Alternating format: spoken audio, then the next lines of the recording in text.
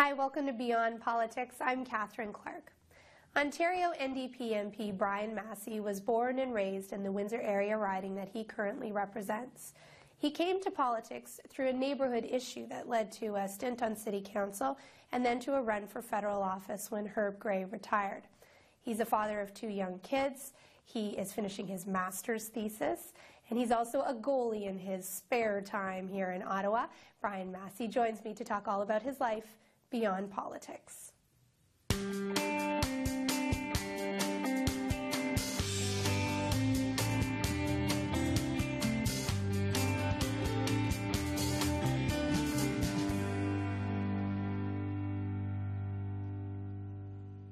Brian Masse, welcome to Beyond Politics. It's really great to have you here. Well, thanks for having me. I appreciate it. Well, no, it's always fun to have a chat. You've been on the Hill for a while now, so this is old hat for you.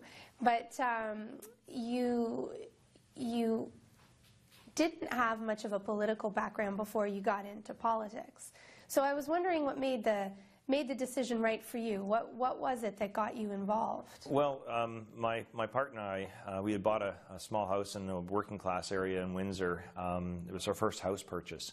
And we quickly learned by accident, a neighbor had alerted us that behind our house there was an old, it's actually a terminal. It was one of the first electric streetcar facilities in North America. They were going to turn that into a 1,100 dance club for basically American youth. Wow. Because $1 at that time was at 60 cents. And right. So they would come over and... From Detroit? Yeah, from Detroit. And there was only 3 seats in the place, and it was called the Exodus at that time. Okay. So long story short, they tried to get a liquor license, and with the neighborhood, we decided to stand and say this is the wrong type of development for the community, because having 1,000 people spill out on the streets into neighborhoods at 2 in the morning is not conducive to the area, especially Sure. since we're small lots, small homes, and so forth. And we won. It was a real grassroots movement that we had to go and fight against City Council, and also we went into the courts. And we won. Did you really? So it was a tough battle. Yeah. We actually had marches down to City Hall, and we had flyers that went out, and they had 5 lawyers in total. It was they hired a private detective that walked to my house and my front door every morning for a number of weeks. No way. Oh yeah, it was a real experience. So long story short, it then led to a group that. And I got elected as a spokesperson for that group that we fought. We won our decision. Since that time, there's been a real economic growth in the area. We've seen a lot of advancements. And then I eventually was asked to run for City Council by my neighborhood and my groups, and I eventually decided to do so and won, and that's where I kind of got my flavor for politics. So the experience of leading that campaign to stop the construction of the bar, it had both its positive and its negative sides. I mean, the positive is that you fought hard and you organized well and you won. But the negative seems to be that you experienced invasion of your own personal privacy, and you would have ruffled some feathers within your community of people who supported the project. So what, out of that experience, why did the positive outweigh the negative? Well, yeah, because of people like Pat Toll and Wayne Harris and Barb Lum, there's others too. There's a whole series of individuals. It was a real team effort. So I was part of a component of a group that wanted to see something different happen. And we had a lot of negative publicity from some media. Some media was very good. And you learned from that that you can actually make a difference. The march down to City Hall was interesting because then they deferred the meeting to another week. So even though we had around 150 people walk down, and it's an area of the city where it's been underestimated in many years. Yeah. And so from that I learned that anything's possible. If you work hard and you work together with people, you learn to compromise, offer solutions, that you can actually make a difference. And if you're backed into the corner, the best thing you can do is, instead of sitting on your hands and feeling sorry for yourself, is try to get something done. And we were lucky to win that battle actually twice. When the facility lost the liquor license, we actually then were approached by them for it to turn into a family entertainment zone, and we actually supported them to get their license to do that. Later on, they tried to reverse themselves again and turn themselves into a bar, and we fought that and won again a second time. But in the interim, when it was a family entertainment site and they had kept their word to the community, we actually supported it as a local community business. So it's been interesting. Yeah. Tell me about your roots in the community. Were you born and raised in that area? Yeah, I was born and raised in South Windsor, and then my grandparents were in West Windsor and also the downtown. I'm fortunate to have two sets of grandparents that were part of my life, and so on Sundays I would normally on my bike ride from South Windsor down to West Windsor to cut my grandparents' lawn, and my grandfather, he was it wasn't my biological grandfather, but he was my grandmother's husband for many, many years. Came over from England. Her original husband died in the Second World War on the HMS Scorpion, the fall of Burma. Remarried Fred Atwood. Who was very much a mentor in many ways. He was a sailor and fought in the Second World War. And so I would cut the lawn and then sit at the table and listen to my grandmother would make scones and tea, and we would talk about his experiences. Oh, it sounds idyllic. It sounds like a great way to grow up as a young boy. It was really special. You're getting fed and you're getting great stories. Yeah, and they would give me some money too. Even better. Yeah, they would give. Yeah. No, it was. I relished those days, and he would teach me gardening skills, and he taught me electrician skills, which I've long forgotten, unfortunately, which are probably most important the skills that I should have learned. But and he was a woodworker, and it's kind of neat because I just passed on some of the things that we made a nice little fort. I like to play soldiers and stuff like that, and I just passed that on to my son, who uses this to this day. Oh, isn't that terrific? Yeah. Did you, when you were a kid, was there any idea of what you wanted to be when you grew up? For many years I thought I went on to be a police officer, but that didn't work out. I just didn't, the timing and that, and I decided to go to university instead. So. Yeah. So I was like a lot of kids. I played hockey. I'm a goalie, and so I played hockey, focused on sports, and then I realized I wanted to go away for university. So I was a very bad student for many, many years. Had to go to summer school a couple times, and was it just that you didn't apply yourself, or was it didn't apply myself? Just that you didn't like it? Yeah, I just didn't. I didn't have some of the discipline and didn't do some of the work that I should have done. So when I realized I needed to have better marks, I applied myself in grade 13. At that time, they had grade 13 on Ontario. Yes. Yeah, and I'm a graduate of the grade 13 system, let me tell you, yes. Yeah, exactly. This totally dates us. But exactly, it does. Yeah. But yeah, so and then I went to Laurier after that, and that was a good experience as well. Yeah. Did your family have an expectation that you go to university? Did they? I think so. There was encouragement. My father worked at Chrysler's, and he was a marketing incentives manager, and he offered the use of a car if we went to university. As long as we're in university, then so he bribed you. Yeah, he said, "I will give you a car." Yeah, and my mother. If you go to university. Yeah, my parents were divorced, but my mother was very supportive as well too, doing everything that she could. So I always had the support from the family to be able to go to post-secondary education. Sure. So I was very fortunate. Not everybody has that either. No, it's so true, and you must see that. I mean, as an MP, you must see that a lot in your riding.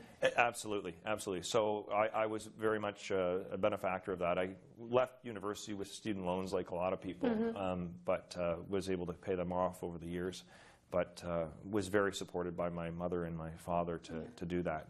How many siblings do you have? Two. I have a brother and a sister who I'm close with in terms of the area, and also we see each other from time to time, and so it's good. And they were very supportive as well too. That's great. Yeah. Did your dad have to dole out 3 cars? Did everyone go to university? That was the deal. That was the deal. Wow. So my sister had one first, then my brother, and then myself. Yeah. We were just enough of an age difference, so it didn't conflict with. There was always just one lease vehicle. Wow, that's fantastic. Well, the problem was, though, you had the car, but you didn't have money for gas. Oh, so what would you do? You find go the money to your to get grandparents. By. Yeah, well, and cut the lawn a little shorter. Well, that was one of the reasons actually I came back to Windsor, was to be with them as they started to age. I was in Community Living Mississauga. Yeah. I was working there after university. It was a great job, but I decided to leave there and come back home to do my master's.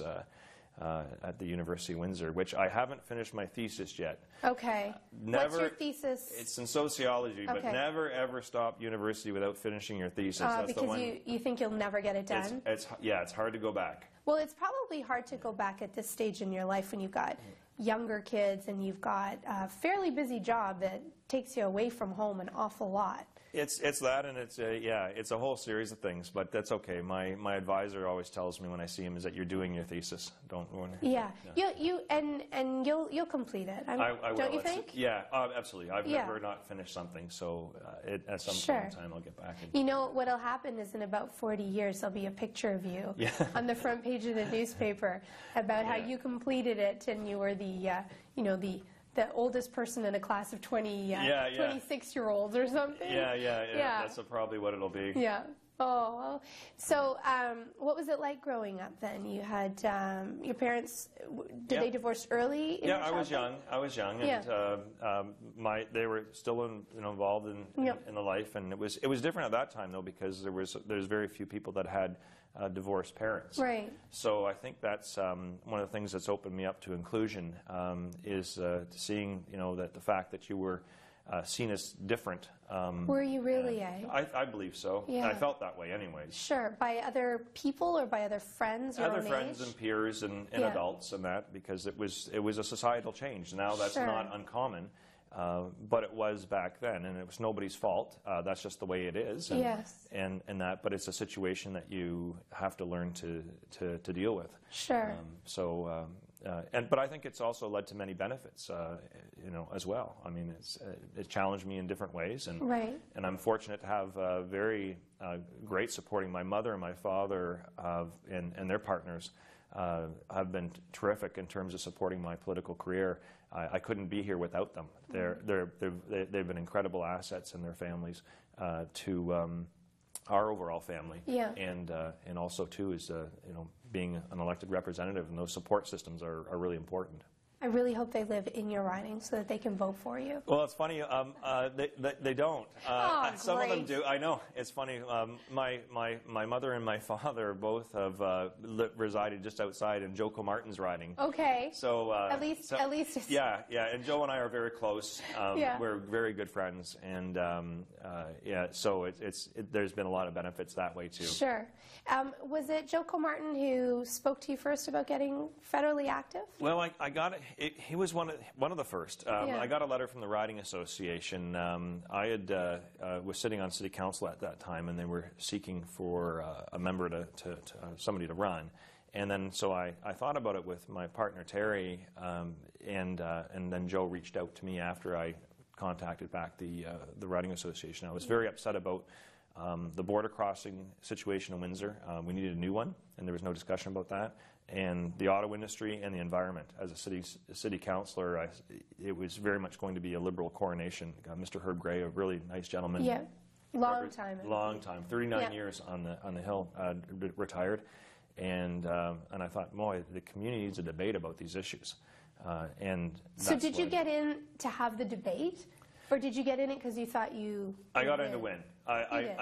You always expect that anything can happen. Right. But I always prepare, for, if you don't win. But at the same time as I do everything to win. And that's up for people to choose. So I was fortunate to have some good support. And it was challenging because I had 5 of 10 city councillors on the opposition members, or the person running against me on their literature. So I had to go to city council meetings with a number of people that were, and that's just the way it was back then. Yeah. And now we have good relationships with all of them. Right. Because we've worked on that, and I'm very, very pleased to be able to put those things aside, because it is, politics and democracy. I mean, you got to be able to express yourself and choose your side, but if you could do it in a respectful way, then it works out for everybody. Yeah, absolutely. Was it what you thought when you first ran? Was running different than running for a city council? I mean, did you feel that there was a difference in the community reaction to you? Yeah, you know what? It felt really good. I had to represent an area that was larger than my ward council. Right. So it was a real challenge to try to reach out to an area, especially an area in Windsor called South Windsor, where I grew up and where it was seen as more predominantly liberal, but was really where I had a lot of roots in, and winning in there was really really special to me, because I live in the city center area and West Windsor. It's just and that's where my grandparents were, so I'm very comfortable there. But then, you know, going back to my old area where I went to grade school and high school, and then getting their support to be able to win the election was very nice to have. And, sure. And there's a real drive for me to try to make sure that I connect these things. Like Windsor West is got really affluent individuals to some of the, you know, really impoverished areas.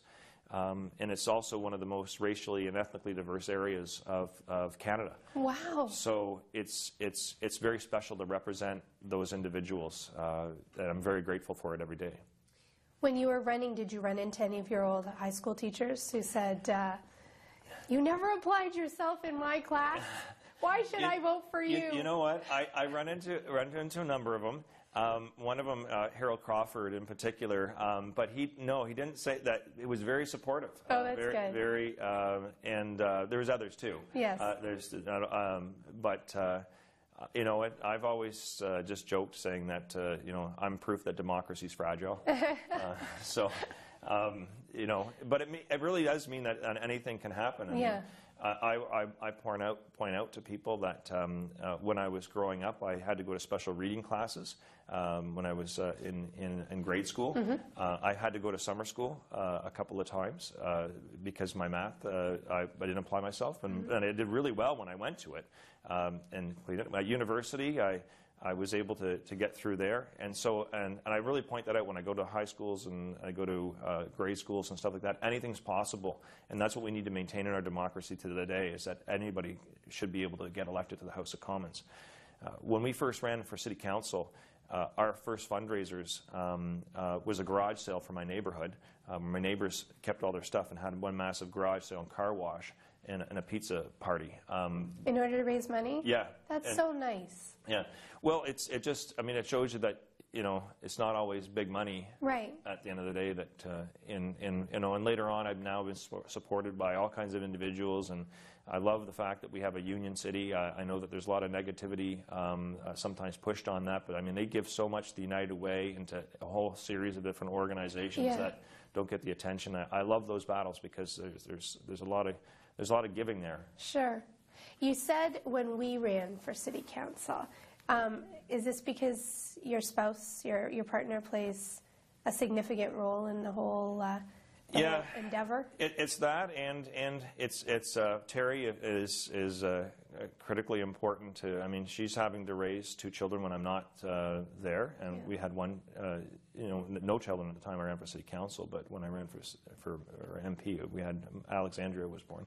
But yeah, no, that's critically important, and also just my team.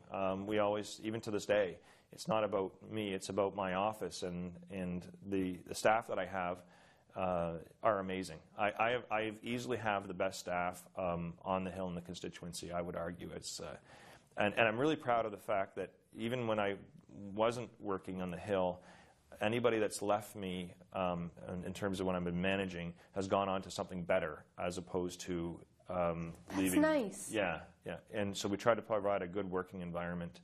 You know, so many people don't. I mean, not just in politics, but across any spectrum. And I think that's great that you actually look at it that way, that you're trying to deliberately provide a good working environment for the people so that it's good professional development for them as well.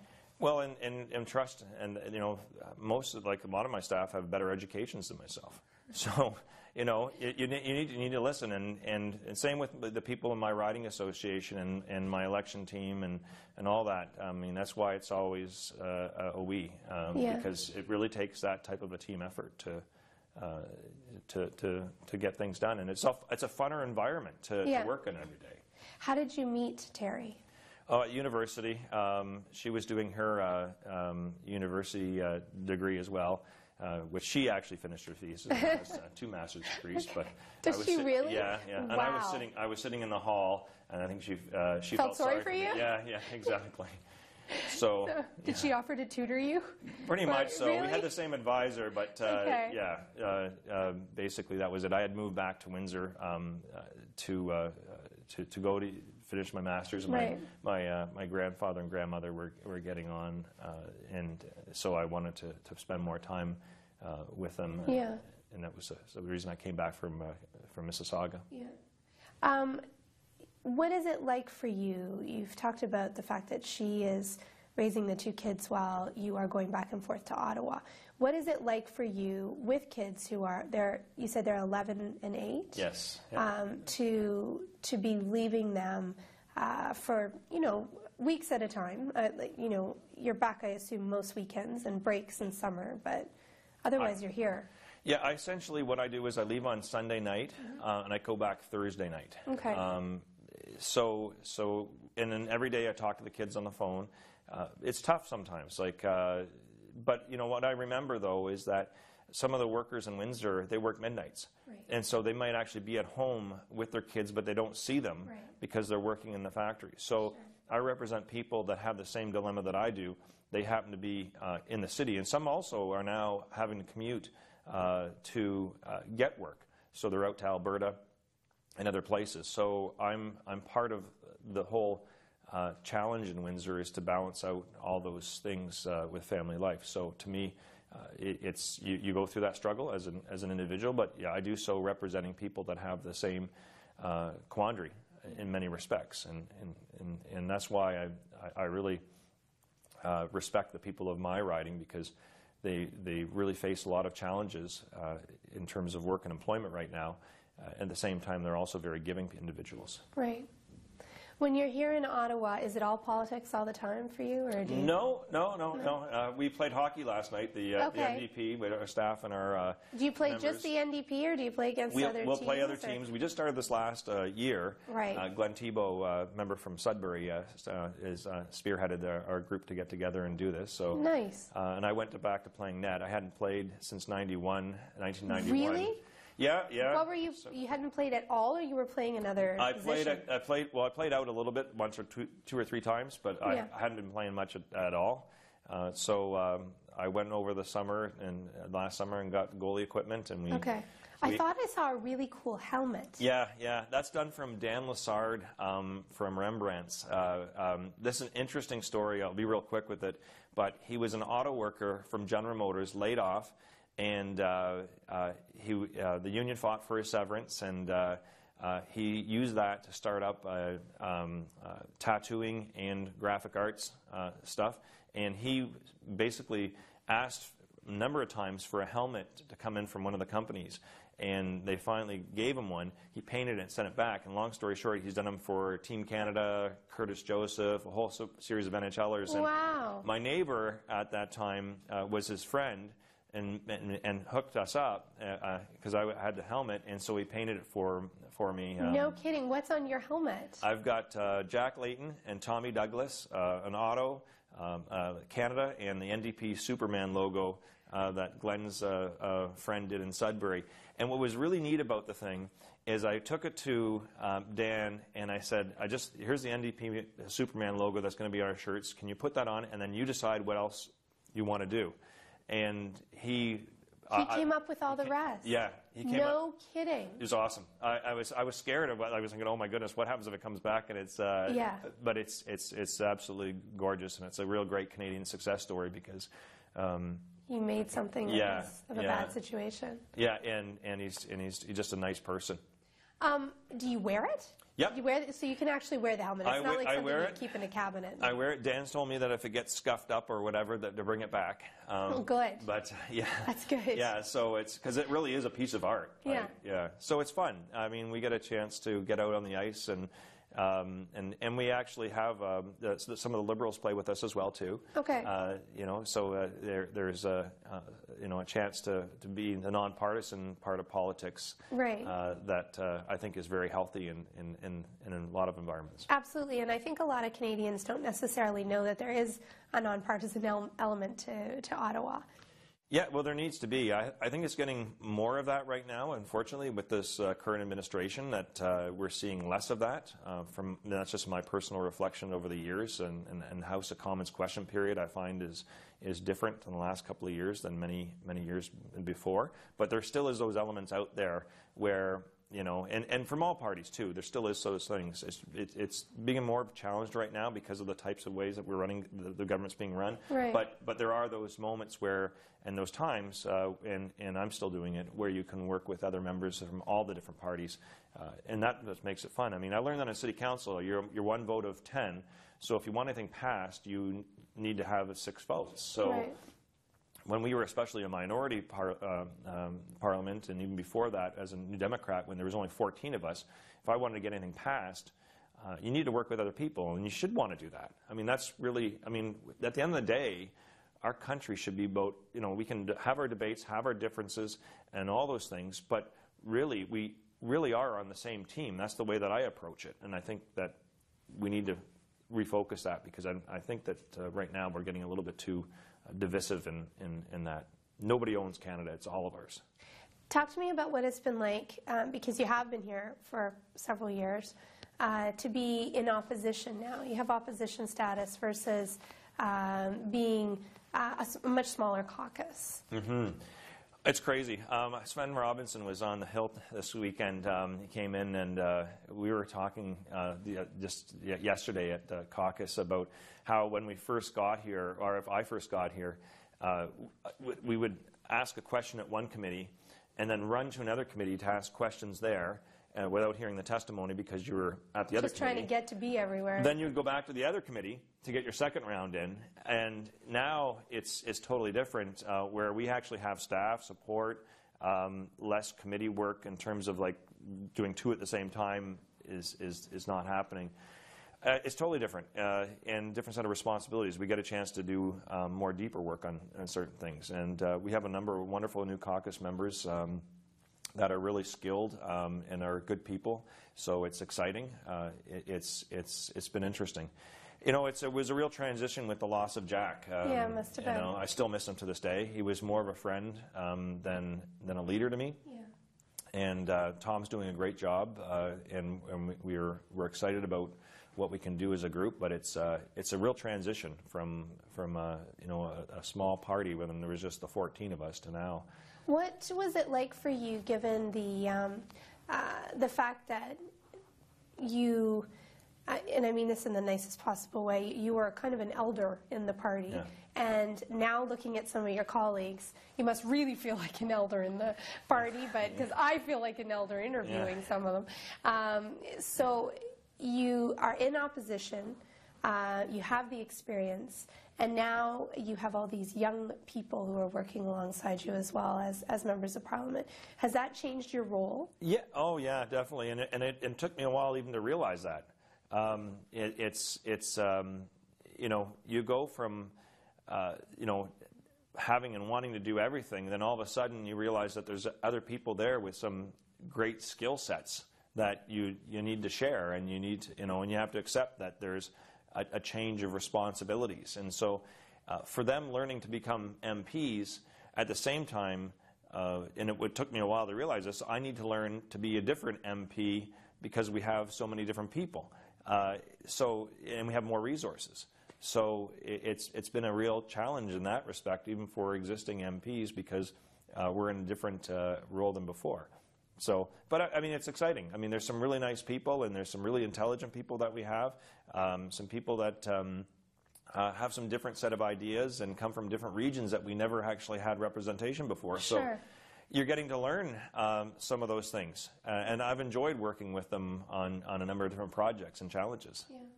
I really appreciate that you took the time to be here today. It's been a real pleasure to chat with you, and I thank you for your time. Oh, thank you. It's been a lot of fun. I enjoy it. Thank you.